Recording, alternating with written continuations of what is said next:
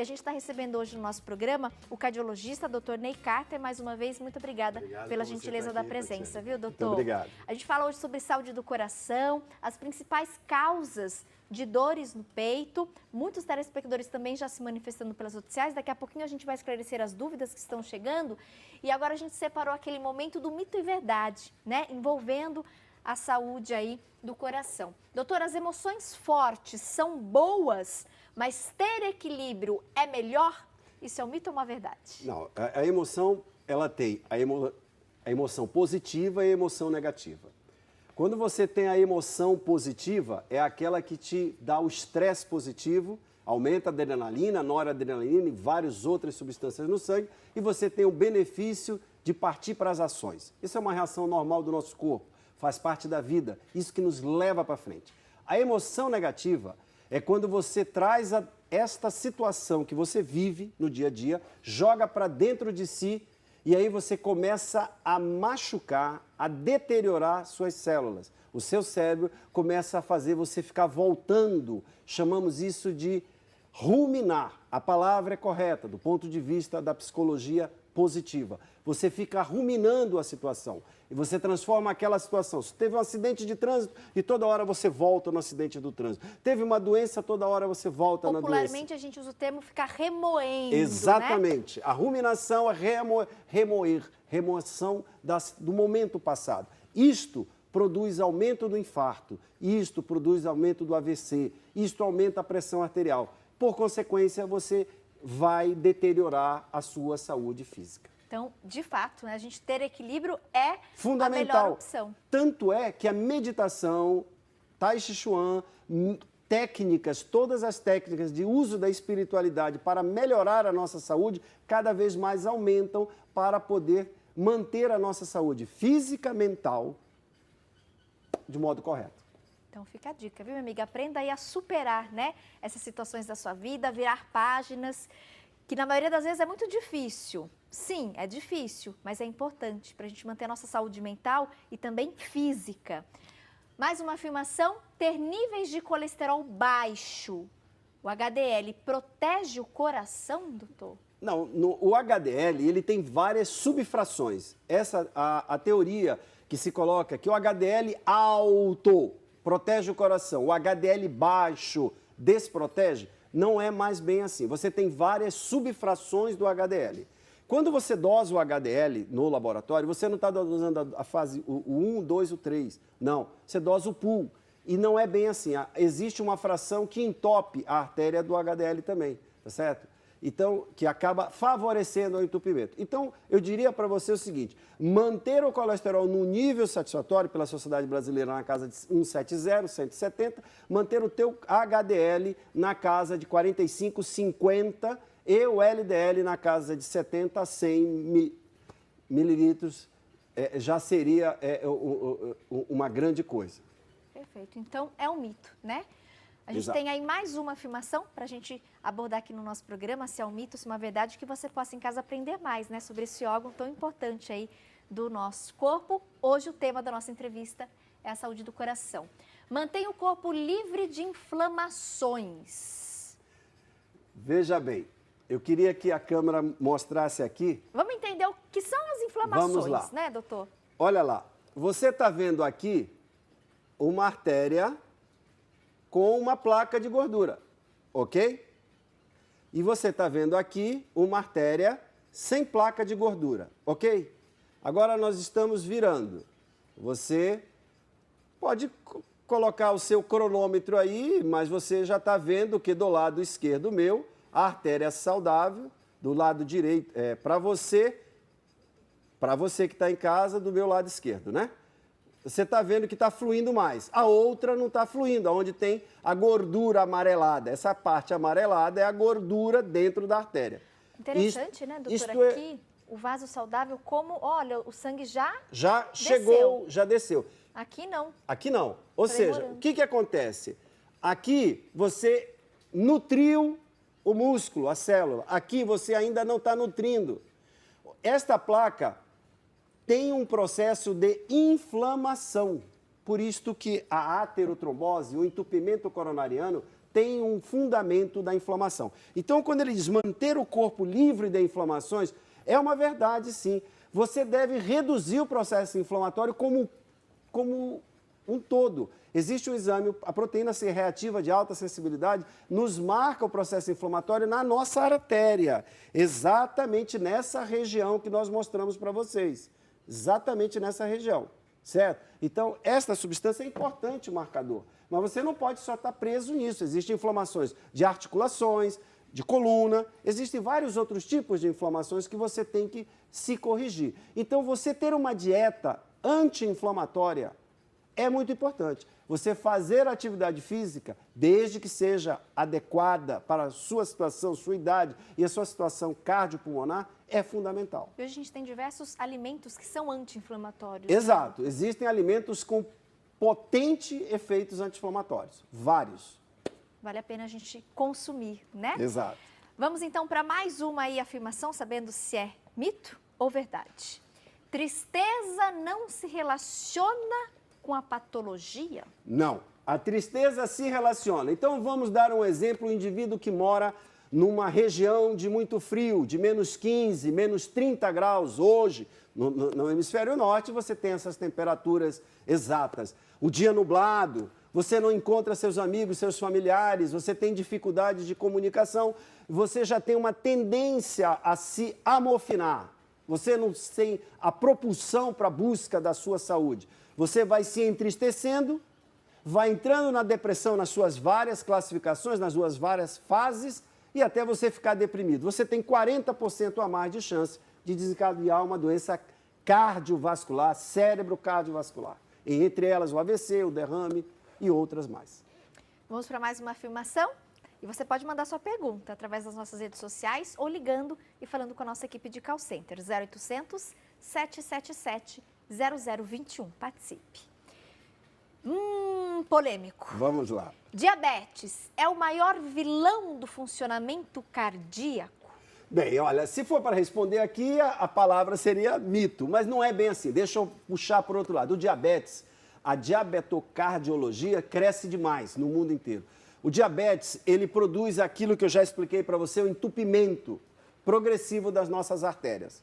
Isso é fato. O diabético infarta sem sentir dor, porque os nervos perdem a condução elétrica e você não sente o fenômeno da dor, muitas vezes, tá certo? Isso acontece. O diabético amputa o dedo, muitas vezes não tinha muita dor, de repente tem que amputar o seu dedo, de alguma parte do corpo. Então, o diabetes é fundamental conduzi-lo nas suas faixas de normalidade. Tanto é que quando você emagrece brutalmente, reduz o seu índice da massa corpórea de modo significativo, como no caso de uma obesidade mórbida, você faz uma bariátrica, uma cirurgia bariátrica, perde uma massa enorme, você reduz o seu diabetes ou praticamente cura o seu diabetes. Os estudos mostram, tanto na hipertensão como no diabetes, uma melhoria significativa. Então, o diabetes é fundamental no controle dele para evitar com que a doença cardio-cerebrovascular aumente. Perfeito. Então, a gente tem aqui uma situação, o diabetes, ele não é o maior vilão, mas ele é um vilão também. Ele é um vilão importante. Ou seja, as pessoas diabéticas devem ter aí um cuidado redobrado, um olhar ainda mais atento, né, doutor? Exato. E aí eu quero lembrar para você que está em casa que sofre desta doença. Não deixe de praticar atividade física dentro da sua condição. A atividade física altera o ciclo da insulina, favorecendo e estimulando que ela vá trabalhar para reduzir o seu diabetes. Busque atividade física, que é fundamental. Perfeito. Doutora, eu vou convidar novamente o senhor para se acomodar no nosso sofá. Obrigado. Perguntas interessantes chegando Sem aqui, dúvida. doutor. A Soraya Vieira participou pelo nosso Facebook e ela questionou, né? Tati, gostaria de saber com o cardiologista, quando eu fico nervosa e muito ansiosa, sinto dores fortes no peito. Isso é pelo nervosismo, pela ansiedade? Então vamos lá. O nome dela? Soraya. Soraya, tudo bem? Obrigado pela sua pergunta. Veja, Soraya, a emoção que você sente, o nervosismo, ele tem efeitos tanto na sua artéria, quanto no seu psique, como na sua musculatura. Muitas vezes você não se apercebe, mas quando você recebe esta carga, desta emoção negativa, você se contrai totalmente o seu corpo. e muitas vezes você já tem algum problema na coluna tóraco-dorsal, na parte posterior. Isso vai estimular, porque a parte posterior ela vai irradiar para frente a dor e você sente essa dor. Esta é uma explicação. Existe a outra possibilidade de você ter uma doença coronariana e toda vez que você exercita-se ou que você faz uma atividade física ou que você aumenta a sua frequência cardíaca, seja por atividade física ou pelo estresse emocional, você desencadeia essa dor. Você tem que buscar auxílio profissional com o seu clínico e depois com o seu cardiologista. Luzia da Silva comentou, Tati, eu sempre fui muito ansiosa e aí ela repetiu, ansiedade, ansiedade, ansiedade, ansiedade, até que em abril infartei, adorando a entrevista. Luzia, e eu gostei muito de receber a sua mensagem, porque serve de um alerta para as pessoas, né? Que ela ressaltou, ela até repetiu, olha, doutor, interessante, várias vezes, ansiedade, ansiedade, ansiedade. E existem pessoas que são extremamente ansiosas, né? E ela comenta que infartou o ano passado, em abril. E você que é muito ansiosa e se vê nessa mesma situação, trabalhe essa ansiedade, né? A gente precisa buscar uma atividade para relaxar, para limpar a mente, o próprio artesanato, né? A gente sempre fala aqui que é uma higiene mental, uma terapia. Você tem que, de fato, buscar alguma coisa para trabalhar essa ansiedade, porque altos níveis de estresse e ansiedade pode acarretar em problemas. Exatamente. Então, vamos citar o que Luzia comentou, né? Ela vem num quadro progressivo de ansiedade, que provavelmente tem um quadro depressivo, e chegou o momento que não deu conta o músculo de receber a quantidade de sangue. Ou você tinha um processo de entupimento, ou você abruptamente, de um momento para o outro, a artéria se fechou e não nutriu o sangue. Lembre-se que eu comentei no início do programa da síndrome Takotsubo, que é uma síndrome do coração partido comum em mulher. E comunga com as pessoas, acontece nas pessoas que sofrem estresse contínuos ou às vezes abruptos, intensos e pontuais, tá certo? Então, a emoção, ela tem a sua diferenciação, emoção positiva ou emoção negativa. A emoção negativa, ela tem um lado negro e você deve trabalhar a emoção negativa tirando esse lado negro, transformando num lago verde, benéfico, que é a cor da saúde. Doutora, a gente tem mais uma participação. Obrigada, viu? A Carla está aqui se manifestando. E, infelizmente, uma situação muito comum nas famílias. Ela disse que ela está acima do peso, o marido está acima do peso e o filho de 14 anos também está acima do peso.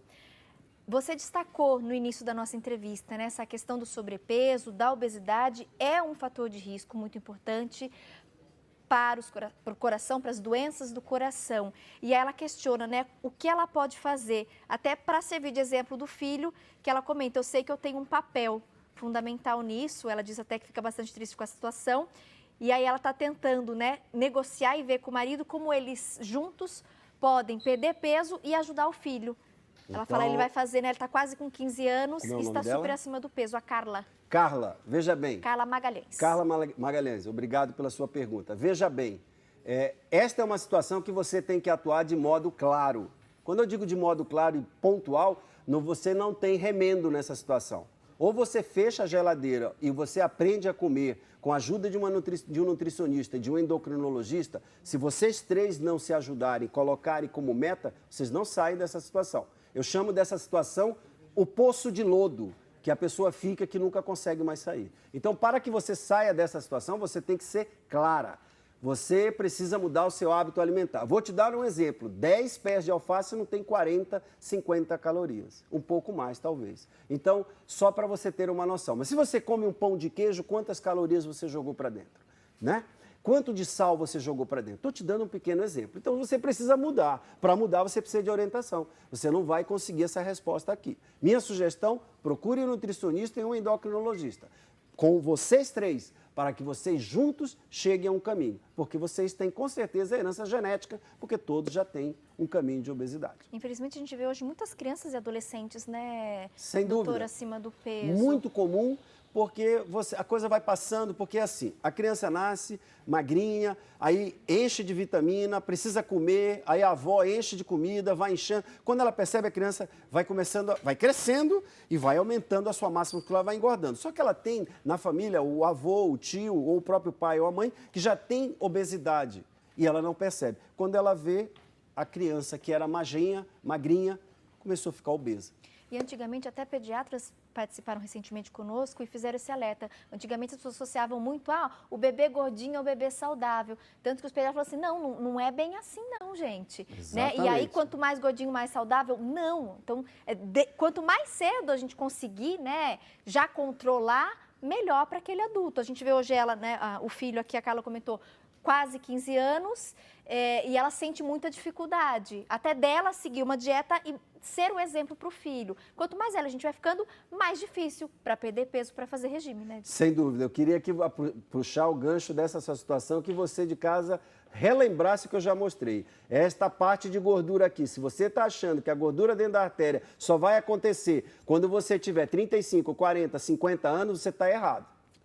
Tem enormes quantidades de estudos, desde aqui da região próxima a Campinas, e no mundo inteiro, que crianças de 12 a 15, 17 anos, adolescentes, têm placas nas carótidas. Significa dizer que o processo de entupimento está acontecendo no corpo. Ok? Então, nós precisamos modificarmos o modo de estilo de vida. Para modificar o estilo de vida, nós precisamos aprender a comer. Nós precisamos entender. E para isso tem que ter esforço dos pais, da família, de todos aqueles que moram sob o mesmo teto.